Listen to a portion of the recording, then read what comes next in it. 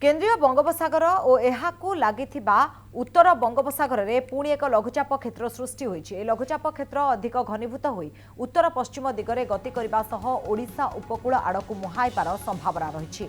एहार प्रभाव में राज्यर विभिन्न स्थान में प्रबल वर्षार संभावना रहिछि। आसंता 22 तारिख पर्यंत विभिन्न जिले में प्रबलरू अति प्रबल वर्षा नहीं पूर्वानुमान करा जायछि। एहाकू दृष्टि रखी दक्षिण उपकूलवर्ती जिला समेत खोर्धा, नयागढ़, पुरी, बौद्ध, कंधमाल, सोनपुर, कलाहांडी जिलापालंकु सतर्क रहिबाकू निर्देश दैछथि स्वतंत्र रिलीफ कमिश्नर। सेपरि कटक, भुवनेश्वर और ब्रह्मपुर महानगर निगम कमिश्नर को स्थिति उपर नजर रखिबाकू कहा जायछि।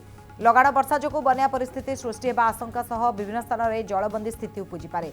पहाड़िया अंचल में भूस्खलन आशंका भी रही। यार मुकाबला क्षेत्रीय स्तरीय अधिकारी को सजग रही एसआरसी।